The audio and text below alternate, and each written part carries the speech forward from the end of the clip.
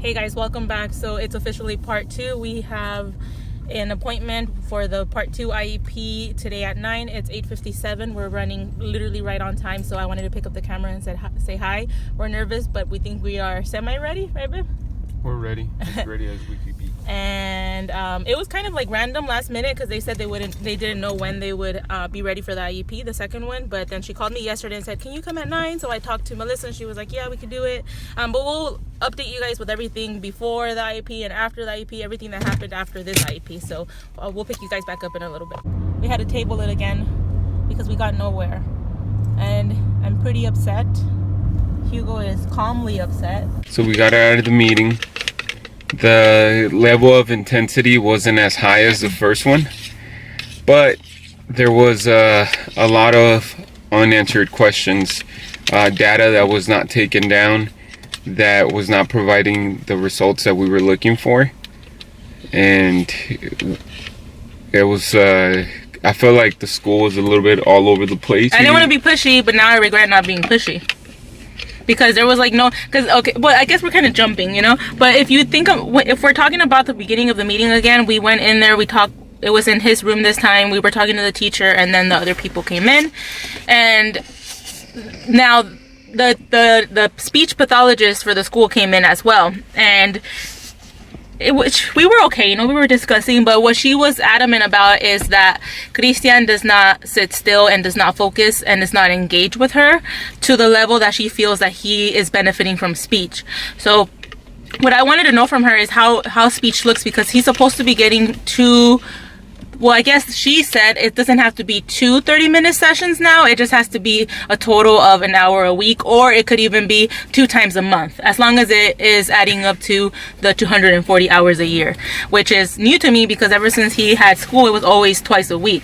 So she's saying that it is too difficult for him to have a whole hour. It's not benefiting him. And I guess because of the staffing shortage, there's no way for me to tell her change it and make it twice a week. Change it so that it's less for him, you know, like less in that day and still have the same hours overall. Yes. Because she can't change that.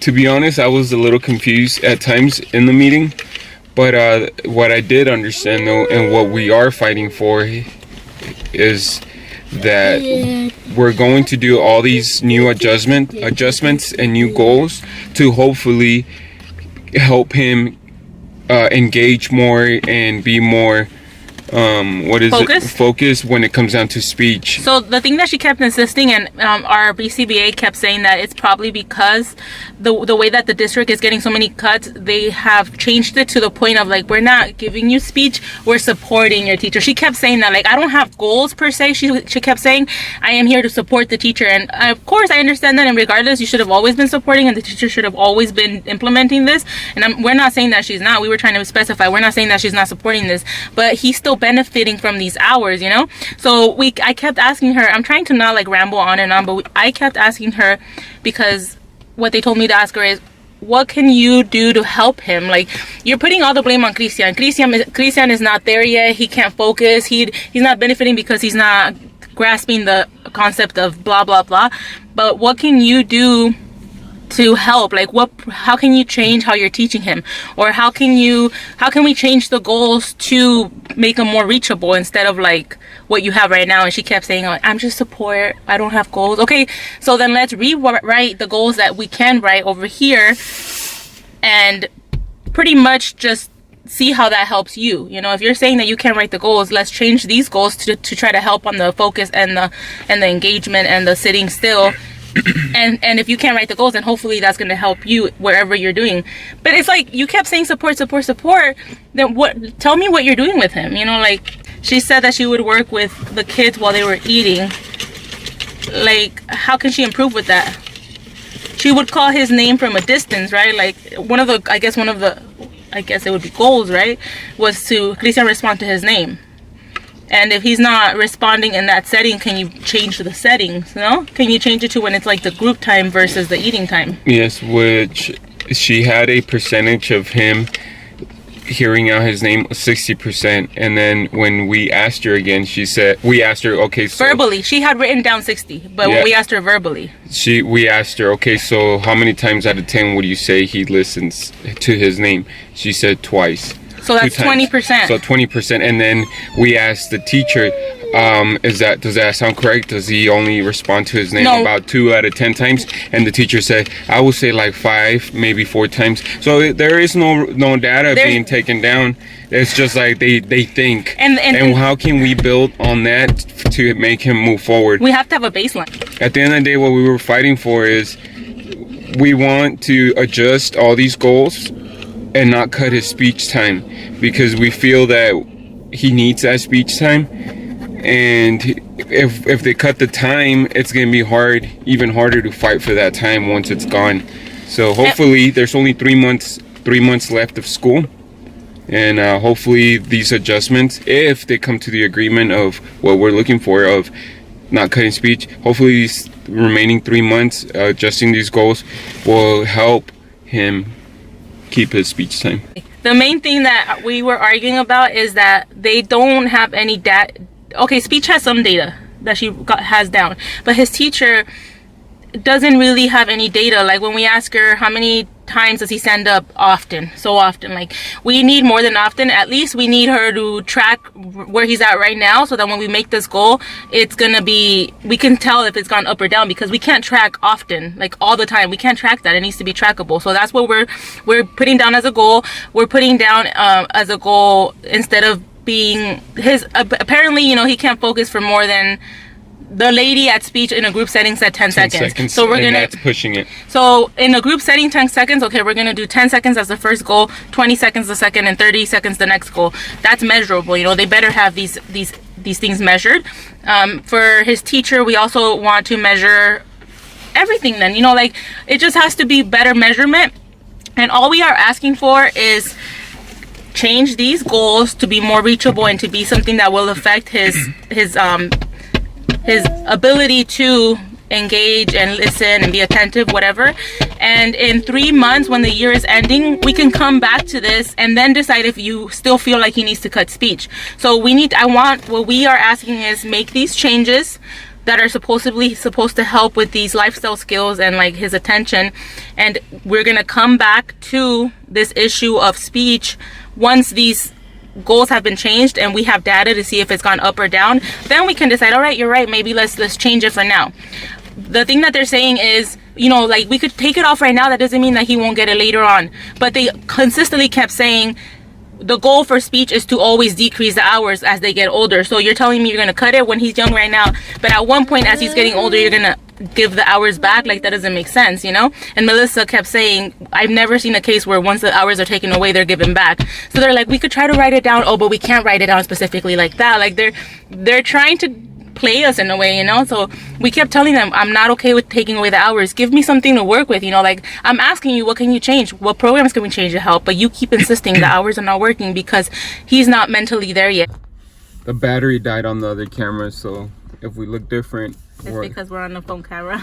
So they kept insisting that his developmental age was not where it needed to be, where they could work on him in a group setting for him to be improving or be gaining from a speech therapy. And they kept insisting that speech is only supporting the teacher, so it doesn't really matter because the teacher is always going to be implementing these things. But it's like saying, I'm doing this so you don't need this additional help. It's like me saying he's going to school, he doesn't need these other therapies. Everything helps, It might not seem like it at this moment, but everything helps. And they even mentioned he is improving in his sitting down. He is doing a little better with looking, so why are you trying to take it away? If he is improving a little bit, why take it away? Why not keep working on it, And we kept insisting, you're already going to be here working with these kids. We're not asking you to come out of your way. You're still working with these kids and you don't want to work with him though. So what is he supposed to do? Is he just going to be sitting there and just playing with the toy instead of you trying to get him to work with you? And they're like, no, he's going to be working with the teacher. But the teacher also said that she can't work one-on-one with him when you're here because she needs to support the other kids. It's like back and forth. They kept kind of like not, you know. And then the vice principal came in, another lady, and she this time was trying to like help, like, all right, what's happening? And she kept trying to get on their side. But once she saw that there was no data, once she saw that they were kind of contradicting themselves, it was kind of like Melissa said that she could see like we don't have data. This could be against us, you know, if we ever sent it towards court or whatever. Which brings us, I'm out of breath. Which brings us to, we tabled it because his teacher had a fever, and when we asked her a question, she's like, I'm sorry you guys, I'm not even feeling good, I don't even know what's happening. Like, what? So we're like, okay, let's table it, you know. Yeah, because she doesn't even know what's going on. So this whole meeting was kind of not a waste of time, but it let us see where they stand still. Yeah. The meeting kind of also opened my eyes that, like, I feel like they're giving up on him a little bit. It made me feel a little angry and sad, you know? They even told us, have you considered ABA? Like it's like saying, well, you know, the class setting doesn't seem to be working. Have you considered one-on-one, like outside of school? And that's how much this person that's talking doesn't even need to be talking, because you don't even know his story. You don't even know that he has ABA. Okay, we tabled it. We're gonna come back to it. We're talking to Melissa about maybe getting an advocate. If we decide to go that route, I'm gonna tell the teacher we need to postpone it until I get the schedule for the advocate. And that's just a whole different story. You know, we could win this because of all the mistakes that they've made with his IEP already. But it's like, do you want to take it that far? And there's so much money that you have to pay, and you could go to court. And it's like, are they even going to implement these things? So there's a lot that I'm thinking about. Yes. For those that have their kids in school, how many aides do you guys have in your classroom? And has there ever been a time where they take an aide away and you guys are not informed, and you guys see that taking effect on your child? Does he start regressing? Let us know some of your experiences. Hey guys, fast forward a little. I forgot to mention earlier how in my son's classroom at the moment there's only one teacher with one aide. 7 kids. From the 7, 6 have autism and 1 does not. And we know that could be a handful for the teacher. Normally there's supposed to be 2 aides and 1 teacher. That 1 aide is a substitute. So we don't know if she's qualified enough to be there, but what my beautiful wife did today, she went ahead and she called the school district. She didn't get a hold of the lady that she's supposed to, but she did leave a message, and hopefully we get a call back from her. She's really short-handed, the teacher, which makes it a little harder on her to follow with the IEPs and just follow through with kids. We're hoping that we're doing the right moves to get something going. We just want to help the teacher and make it easier on her so that it's easier on the kids. So this is pretty much the update, and we'll do another video soon whenever we have any more information. I have seen some comments about homeschooling, and you know, it's something that I do consider. There's a lot to consider with homeschooling too, though, not just like I'm at home and I can homeschool. That's not the only thing that I have to consider. And I do consider like the social environment, and him being in that classroom setting does benefit him a lot. There's a lot of things that go into either going to school, homeschooling, and I congratulate anybody that does it, that can do it, and it doesn't mean that one is better than the other. You know, it's just whatever works for this family. Every family is different, and everything works differently for every family. So just because it worked for you or didn't work doesn't mean that it won't work for us or will work for us. So thank you so much for watching this update. Hopefully we have better news next time, and we'll see you guys in the next video. Thank you. Say bye, Christian. Bye. Eat. Okay.